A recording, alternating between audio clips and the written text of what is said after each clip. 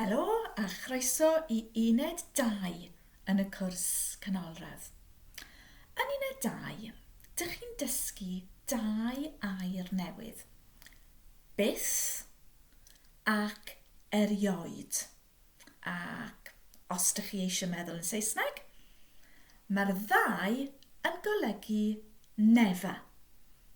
Ond, dyn ni'n ei defnyddio nhw yn wahanol.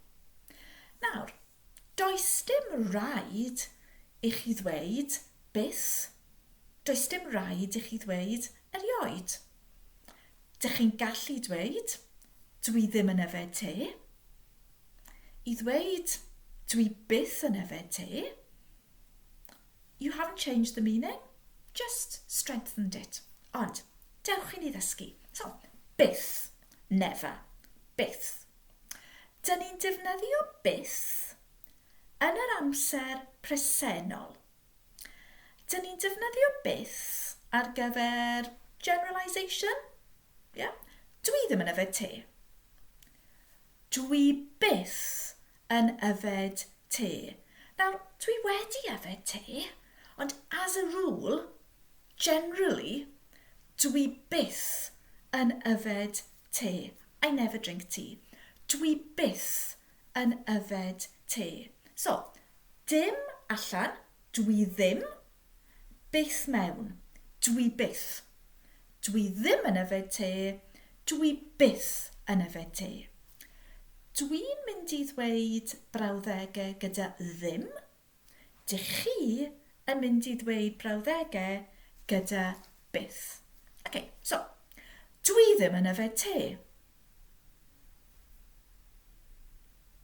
Dwi byth yn yfed te. Dwi ddim yn gweithio ar ddydd Sul.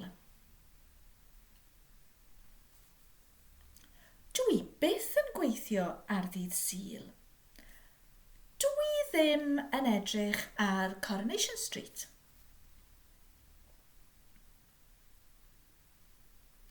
Dwi byth yn edrych ar Coronation Street. Dwi ddim yn mynd i'r gampfa. Dwi byth yn mynd i'r gampfa. Da iawn. I never do something. Generalisations. Dwi byth. Hefyd, dyn ni'n defnyddio byth pan dyn ni'n siarad yn yr ymodol, yn y conditional. I would never. Faswn i byth. A cofiwch, mae byth yn negyddol. Felly mae treiglad meddal. Faswn i ddim. Faswn i byth. Yeah? Faswn i byth. Faswn i byth yn rhedeg marathon.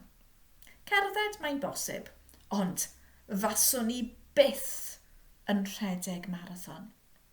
Eto, dwi'n dweud brawddegau gyda ddim. Dych chi'n dweud brawddegau gyda byth. Faswn i ddim yn rhedeg marathon. Faswn i byth yn rhedeg marathon. Faswn i ddim yn bwyta cig. Faswn i byth yn bwyta cig. I would never eat meat. Faswn i byth yn bwyta cig. Faswn i ddim yn neidio o awyren. Faswn i byth yn neidio o awyren. Faswn i ddim yn ffonio'r radio. Faswn i byth yn ffonio'r radio. Faswn i ddim yn chwarae golff. Faswn i byth yn chwarae golff. Da iawn. So, dwi byth, faswn i byth. Brawddegau negyddol, ddim allan, byth i mewn. Dwi byth yn yfed te, faswn i byth yn neidio o awyren. Iawn?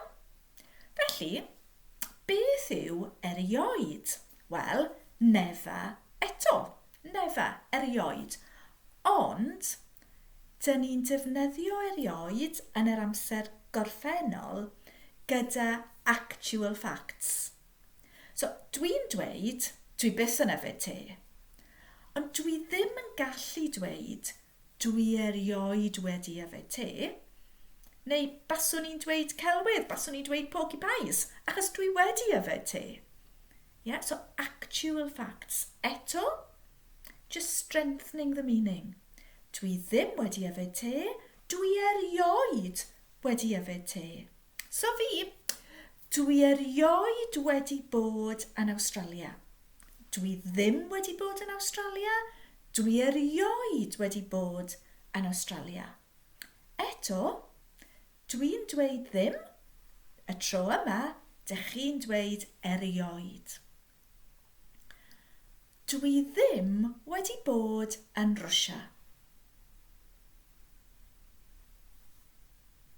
Dwi erioed wedi bod yn Rwsia. Dwi ddim wedi chwarae hoci. Dwi erioed wedi chwarae hoci. Dwi ddim wedi bwyta malwod. Dwi erioed wedi bwyta malwod. Dwi ddim wedi gweithio mewn ysgol. Dwi erioed wedi gweithio mewn ysgol. Da iawn.